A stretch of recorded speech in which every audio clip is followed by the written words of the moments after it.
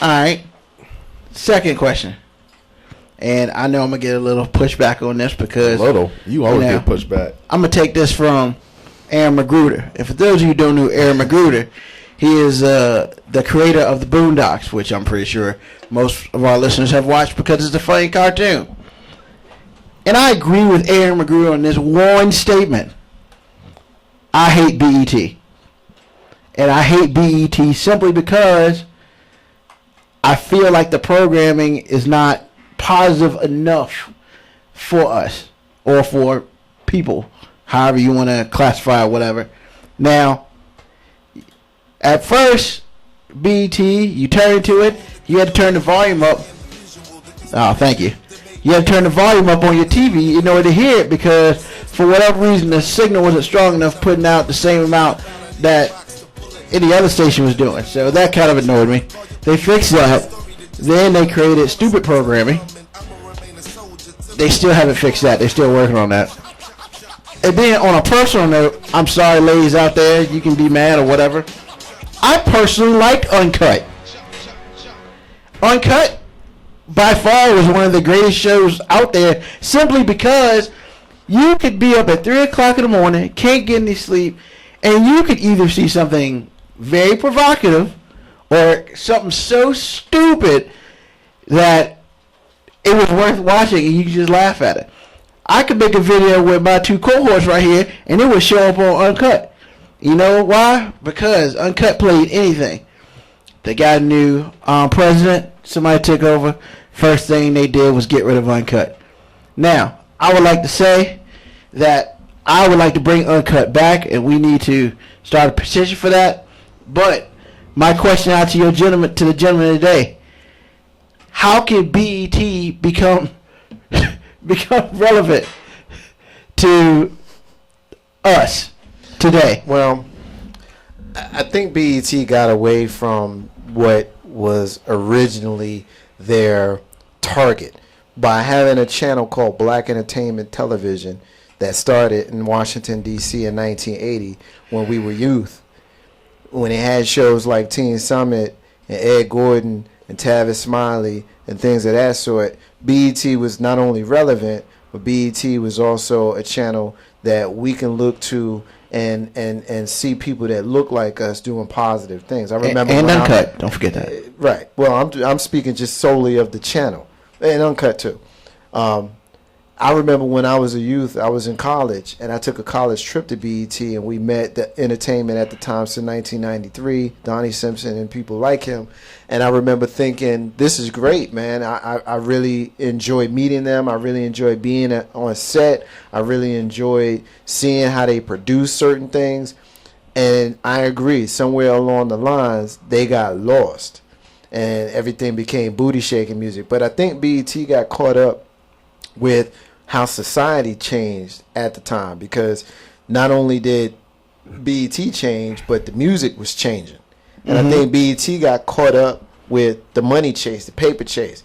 They understood that that's what the youth wanted, or they thought, let me rephrase that. They thought that that's what the youth wanted. So to try to attain those kinds of ratings, that's why they went that route. But you remember when we were younger, BET used to play old sitcoms and things that, like Good Times and Sanford and they used to play videos. Yeah, and they used to play videos. But TV One has picked up, like Carlton reminded me of it. TV One has picked it up. But anyway, back to BET. I think BET lost its way. I think the people who were running BET lost their way. And I think that train got so far off the track that it was so difficult for them to come back that they just scrapped it and said, we ain't going to even try. But I think when you had a show like College Hill, for example, while I understand why you had a problem with College Hill, I think College Hill, a show like that, showed that BET was at least trying. They had a show like, what's the show that comes on with the game now? Let's Stay Together? Let's Stay Together. Yeah, that's actually a good show. A show like that, you can see where they're at least trying. I just wish they wouldn't package it with the game. Well, I mean, all right. You can see where they're at least trying to get back on track. I think that it's taking too long. I think it's too slow. But they also have, you got to also, and the elephant in the room is BET ain't BET no more. They sold out. Bob Johnson, sold out. He sold it to CBS and Viacom. So BET is now being run by white folk. It has been for the better part of the last decade and a half. The first thing she did was get rid of Uncut. And, well, she got rid of a lot of stuff. They put Deborah Lee in charge, and she got rid of Ed Gordon and Tavis Smiley and Teen Summit.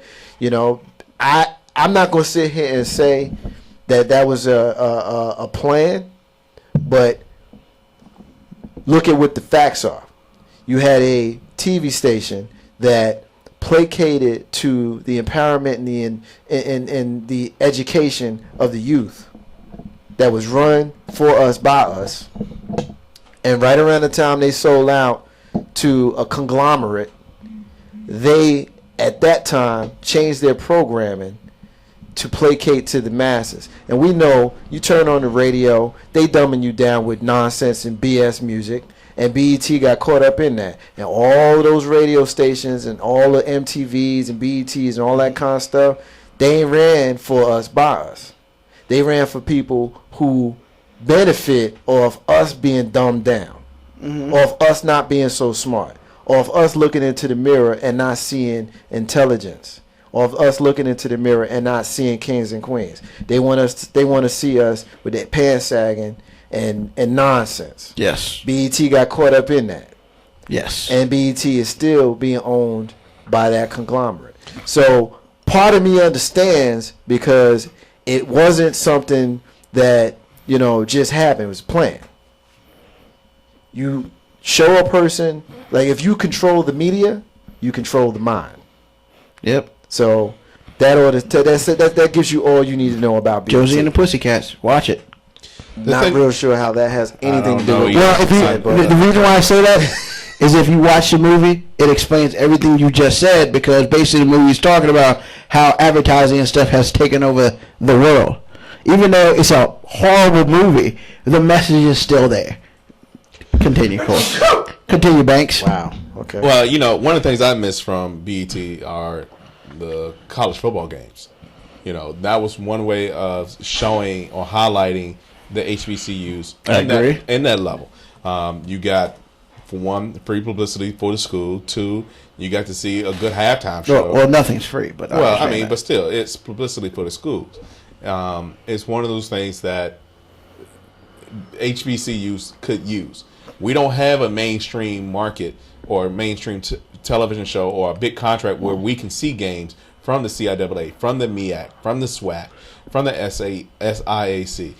Whereas ACC, Big East, Big 10, the Big 12, the SEC, they have contracts with these nationally affiliated television shows.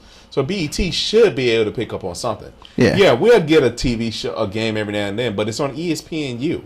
Who the heck has got ESPNU, and who's going to watch ESPNU? Actually, last year, which was a breakthrough, not to interrupt you, Banks, but Hampton and who was it? Was it Delaware State? I think. It was Hampton and somebody good in the MEAC was on ESPN2, which to me was a big up for the MEAC, because like you said, ESPN usually throws them on ESPNU, don't show halftime, and keep moving. Right. Oh. All right. Cool. We're going to go ahead and transition here. We're going to take a quick break. When we come back, we got a What the Hell segment that we're going to get into. And this one's pretty controversial. Real curious to hear what the listeners have to say on this one. 804-447-0601. Ain't no half stepping. Marcus J. Big Groove, Calm Banks. Be back in about 2 minutes.